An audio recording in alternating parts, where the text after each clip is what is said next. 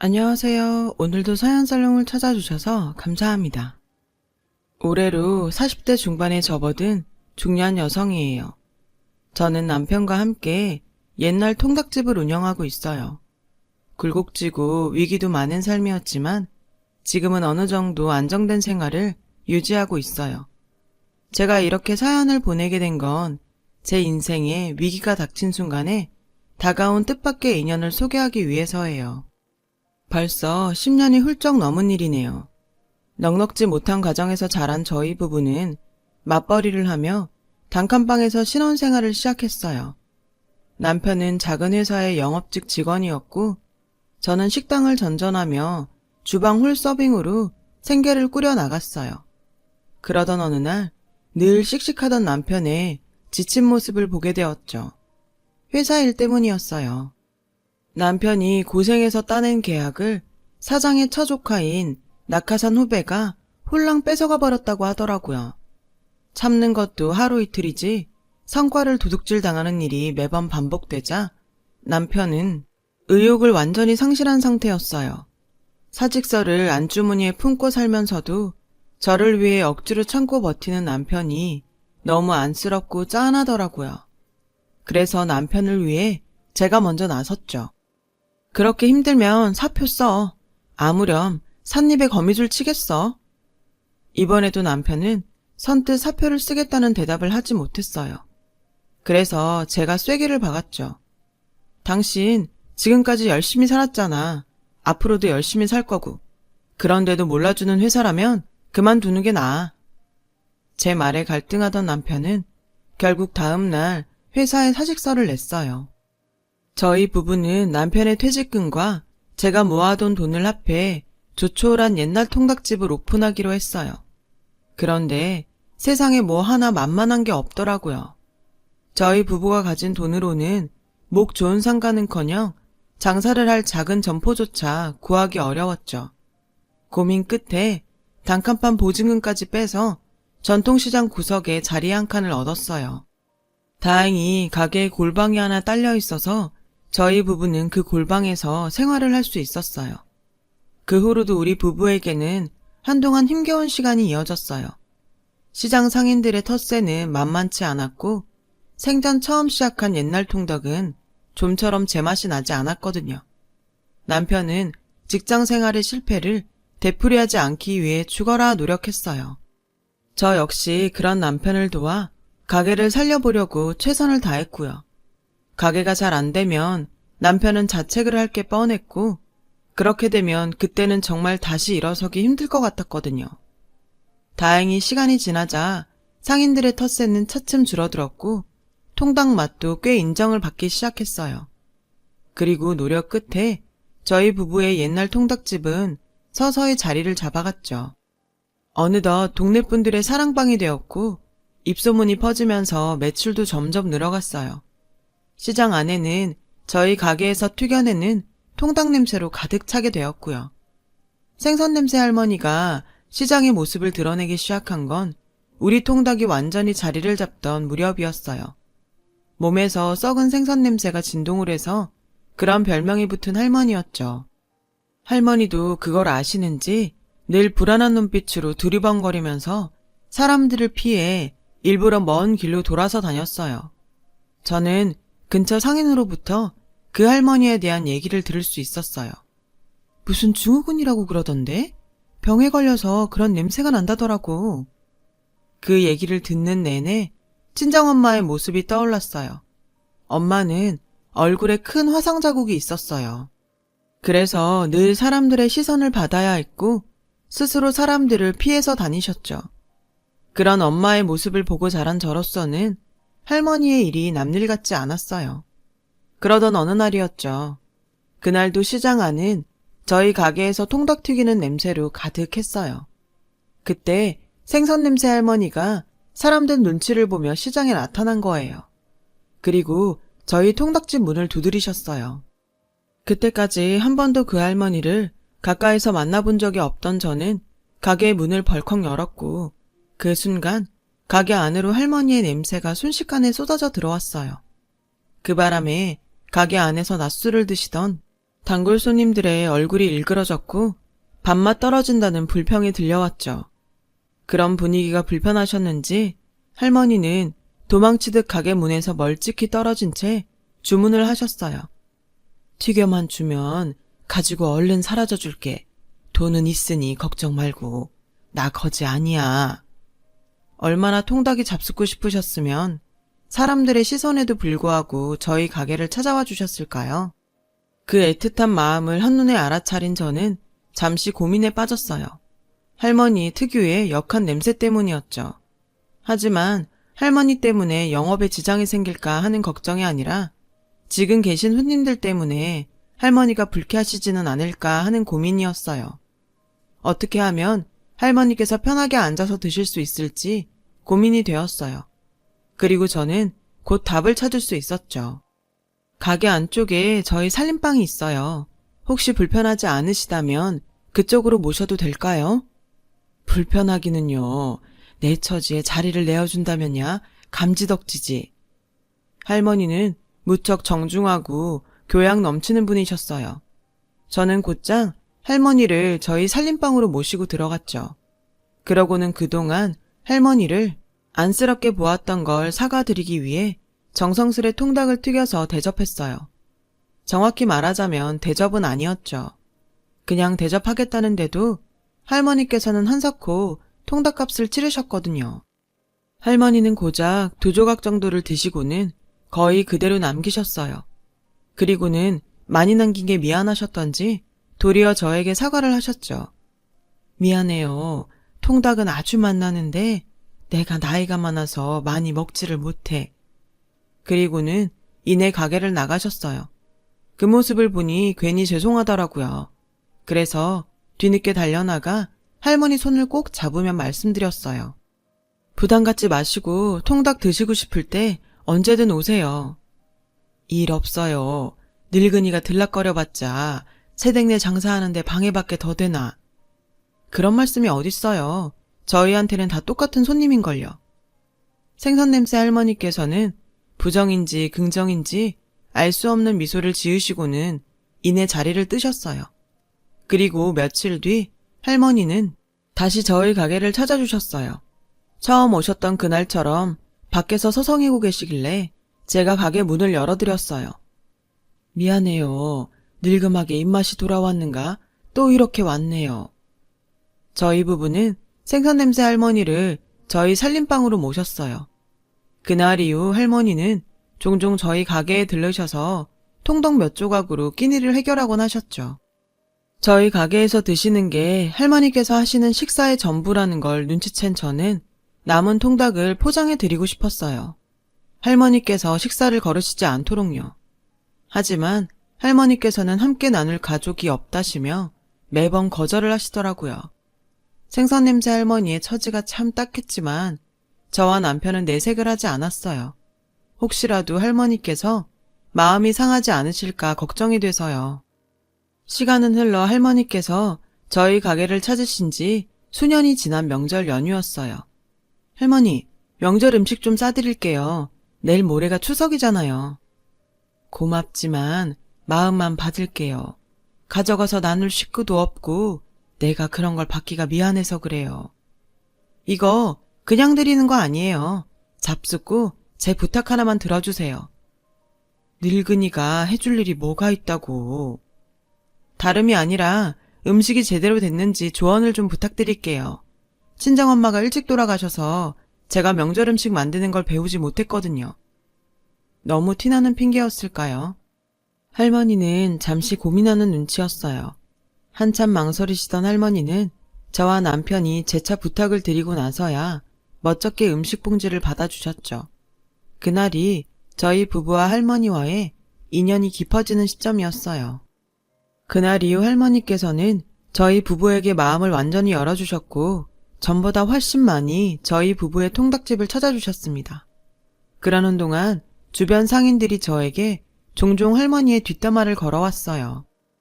통닭 언니 하는 비위도 참 좋아. 혹시 비염이야? 그게 자꾸 무슨 소리래? 아니 그렇잖아. 나 같은 냄새 옮을까 싶어서라도 얼굴 마주하기 싫겠구만. 알아보니까 옮는 병 아니라더라.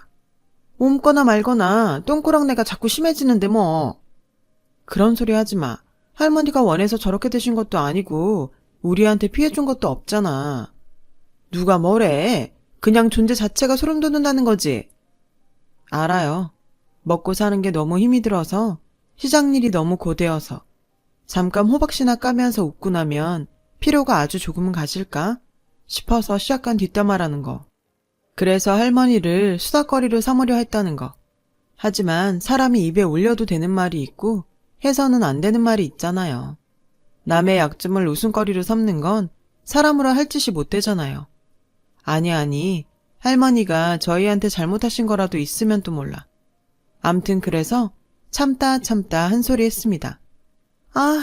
저 할매 또 지나가네. 기분 나빠서 정말. 저런 건 어디 신고 못하나? 신고? 무슨 신고를 어디다 어떻게? 냄새나서 기분 나쁘니까 잡아가세요. 그게 말이 돼? 언니야 진짜 이상하네. 왜 똥꾸렁내 할매 얘기만 나오면 눈을 뒤집어 까기를? 저 할매한테 뭐 콩고물이라도 좀 얻어 먹었대? 썩은 마음에서 썩은 냄새가 풍기면서 사는 사람들이 세상에 얼마나 많니? 적어도 저 할머니는 마음은 올곧은 분이시잖아. 그런 얘기 들으면서 사실 분이 아니라고. 제가 상인들의 뒷담화를 말리며 지내는 동안 남편은 남편대로 할머니께 정성이었습니다. 이가 부실한 탓에 옛날 스타일의 뼈있는 통닭을 잘 발라드시지 못하는 할머니를 위해 신메뉴를 개발했어요. 흔한 순살치킨이었지만 저와 남편 입장에서는 큰 도전이었어요. 다행히 순살치킨 개발에 성공하면서 할머니께서 한 번에 드시는 양이 늘어났어요. 저희와 할머니와의 인연이 10년에 접어들 무렵으로 기억해요. 그 무렵 시장에는 근처에 큰 마트가 들어선다는 소문이 돌기 시작했죠. 안 그래도 재래시장을 찾는 사람들이 줄어서 걱정을 하던 상인들은 마트까지 생기면 피해가 더 클 거라며 걱정이 한가득이었죠.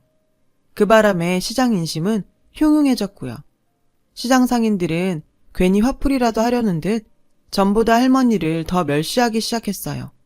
일종의 욕바지로 삼은 셈이었어요. 그리고 그 미움은 저희 부부에게까지 이어졌고요.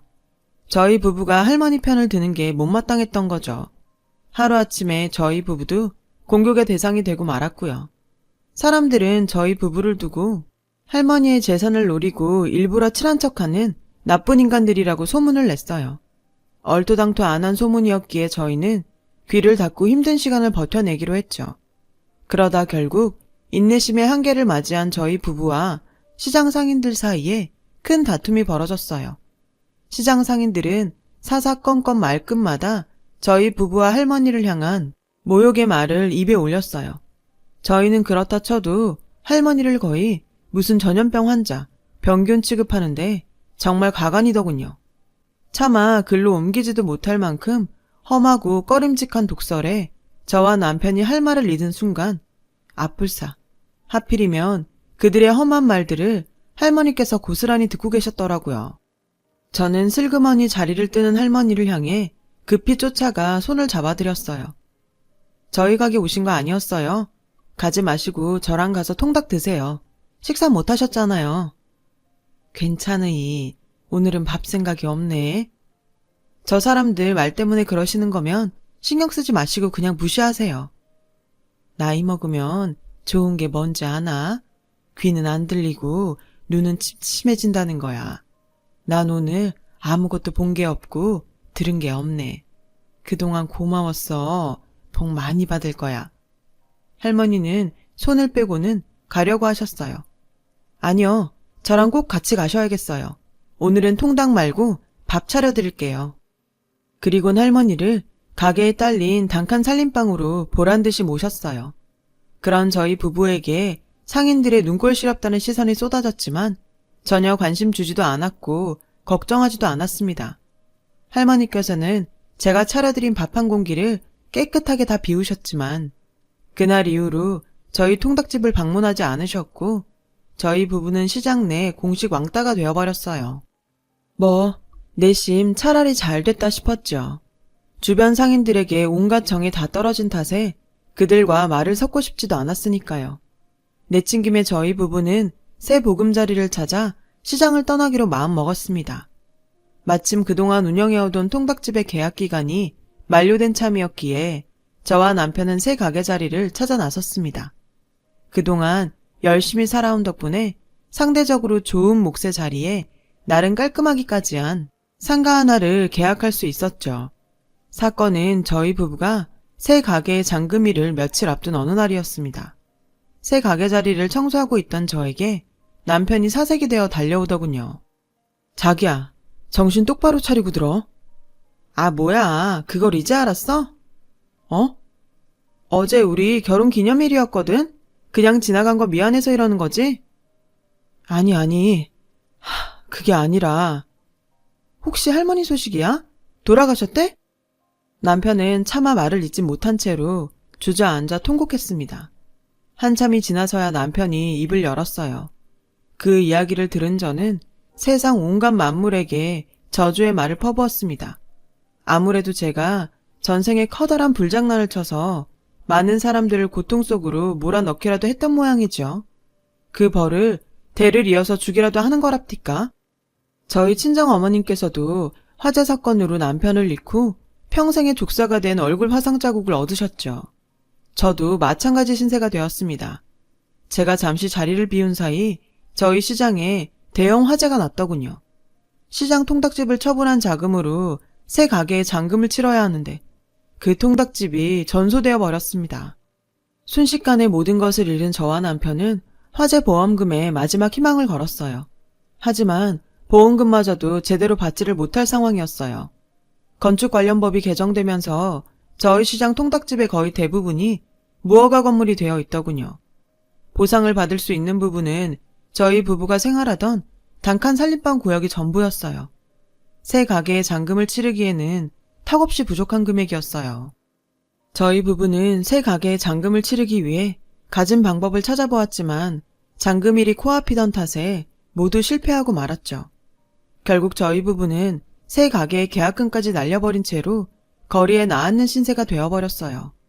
그리고 며칠을 넋을 놓은 사람처럼 두문불출하던 남편이 돌아와 던진 한마디에 저의 가슴이 미어졌습니다. 고향 후배들 통해서 뱃일 하나 잡아놨어. 뱃일? 갑자기 무슨 뱃일? 얼마나 다행이냐? 원양어선까지는 아니어서. 다행이라니? 무슨 말이 그래? 원양어선이고 아니고를 떠나서 뱃일이 얼마나 위험한 건데. 그렇다고 사지 멀쩡한 장정이 놀고만 있을 수는 없잖아. 공사판보다 훨씬 짭짤하기도 하고. 남편은 걱정하는 저에게 마치 어린아이 달래는 아버지처럼 웃어주었습니다. 정신을 차려보니 제가 먼 길 떠나는 남편을 배웅하고 있었어요. 가지 말라는 이야기가 목까지 차올랐지만 차마 입이 떨어지지 않더라고요. 뱃일이라는 것이 무척 위험한 것임을 잘 알고 있었지만 당시에는 남편의 뜻에 따라주는 것밖에 저희 부부가 생계를 이어나갈 방법이 떠오르질 않았으니까요. 제가 마음을 다잡은 건 남편의 공허한 빈자리를 느낀 다음에서였습니다. 방 한 칸은 내 손으로 직접 마련하자. 남편이 돌아왔을 때 편히 쉴 수 있도록. 그렇게 다짐한 저는 식당 일자리를 찾아 동네를 배회했습니다. 하지만 시장 상인들이 동네방네 저에 대한 안 좋은 소문을 퍼뜨려 놓았던 탓에 일자리는 주어지지 않았고 좌절한 저는 무슨 생각이었는지 잿더미가 된 시장 통닭집에 주저앉아 홀로 술잔을 기울이고 있었어요. 그때 멀리서부터 정겹고 반가운 냄새가 풍겨왔습니다. 한동안 모습을 보이지 않던 할머니였죠. 이제야 만나게 되는구만. 난 멀리 북망산이라도 떠나버렸나 했구만은. 혹시 저 기다리셨어요? 기다리기만 했겠어. 매일 찾아와 이러고 있었지. 노인네 헛걸음하게 만들면 벌 받아. 할머니께서 처음 보여주신 어스레에 저도 모르는 사이 웃음이 나오더군요. 식사는요? 또 안 하셨어요? 보면 몰라? 배고파. 아휴, 근데 어쩌죠? 제가 지금 식사를 대접할 상황이 아닌데. 왜? 주방이 없어가지고? 네, 아무래도 그렇겠죠. 그러자 할머니께서는 대뜸 저의 손을 붙잡아 어디론가 끌고 가셨어요. 얼떨결에 도착한 그곳은 반 정도 지어진 큰 마트 공사 현장이었죠. 여기는 왜 내가 늙음하게 입맛이 자꾸 돌아가지고선 새댁네 닭맛이 자꾸 눈에 밟히는 거라. 할머니도 참. 여기서 장사해. 네? 여기 다 지어지면 자리 하나 내어줄구마. 알고 보니 할머니께서는 새로 지어지고 있는 큰 마트의 건물주 되시더라고요. 대기업 마트까지는 아니었지만 건실한 지역 체인 마트에 입주가 예정된 건물이었습니다. 제가 난처한 마음에 차마 대답하지 못하고 망설이고만 있는데 할머니께서 저의 마음을 돌려주셨죠. 이것마저도 안 받아주면 섭섭해서 못 살지. 그간 패키칭값 치른다 셈치고 자리 잡어. 에이 할머니 패키친 거 없으세요 정말. 그리고 제가 받기엔 이건 너무 크잖아요. 누가 공짜로 준다든? 그럼 더 어렵죠. 제 사정 뻔히 아시면서. 벌어서 갚어. 다 갚을 때까정 허튼 생각일랑 절대 하지 말고 열심히 일해. 바쁘게 살다 보면 아픔일랑 다 잊어지겠지. 무슨 말씀이신지 너무 잘 알겠더군요. 할머니께서는 잿더미 속에서 술잔을 기울이던 저에게서 위험한 기운을 느끼셨나 봐요. 그래서 사실상 받으실 생각조차 없는 빚핑계로 저의 마음을 다잡아주려 당신 곁에 두려고 하셨던 것이었어요. 그 마음을 전해받은 저는 더 이상 거절할 수 없었습니다. 감사합니다. 정말 너무너무 감사해요. 제가 평생 두고두고 꼭 다 갚아드릴 테니까 그때까지 건강하게만 살아주세요. 그날 밤 홀가분한 마음으로 옛날 통닭집의 잿더미를 정리하고 있던 저에게 시장 상인들이 들이닥쳤습니다. 딱 보니 저와 할머니의 소식을 접한 눈치더라고요. 아니나 다를까 상인들은 자신들도 삶의 터전을 잃기는 마찬가지라면서 할머니에게 연주를 놓아달라며 애원하더군요. 더 듣고 있을 필요는 없었죠. 새 건물에 들어가기에는 당신들한테서 나는 냄새가 너무 심하죠. 썩은 마음에서 풍기는 썩은 시궁창 냄새. 마트에 입점해봤자 냄새가 너무 고약하다고 금방 쫓겨나지 않을까요? 그러자 본인들도 본인들의 잘못을 알고는 있었던 모양인지 상인들 모두 찍소리 못하고 걸음을 돌리더라고요. 저는 그동안 쉬면서 몸과 마음을 추스렀어요. 얼마 뒤 남편이 배에서 무사히 내려 돌아왔고 저희 부부는 완공된 마트에 입점해 지금은 새 옛날 통닭집을 운영하면서 지내고 있어요. 할머니께서는 저희 가게에 걸음을 하지 않으세요. 대신 저희가 먼저 찾아뵙죠. 주기적으로 찾아뵈어 불편한 점은 없는지 살피고 끼니를 거르시지 않도록 챙겨드립니다. 물론 월세도 밀리는 법 없이 꼬박꼬박 드리고요. 최근에는 할머니 댁으로 배달을 자주 다니게 되었어요. 할머니께서 말씀하시길 뭐니뭐니 해도 저희 부부의 닭맛이 최고라나요? 그렇게 저희 부부는 안정된 지금에 이르렀습니다. 할머니의 배경을 알지도 못했고 어떤 보답을 바라고 한 일도 절대로 아니었어요. 다만 사람을 사람으로 사람답게 대했을 뿐이죠. 사람은 누구 하나 가릴 것 없이 모두가 소중한 존재니까요. 요즘은 더 고생하셨던 엄마 생각도 많이 나고 내일은 장사 마치고 할머니 댁에 들렀다 와야겠어요. 살다 보니 이런 일도 있네요. 긴 이야기 들어주셔서 고맙습니다. 어려운 시기 따뜻한 마음으로 희망찬 하루하루 보내셨으면 합니다. 여러분, 사연 댓글에 응원과 현명한 조언 부탁드려요. 좋아요와 구독은 저에게 큰 힘이 됩니다. 오늘도 좋은 일 가득하세요.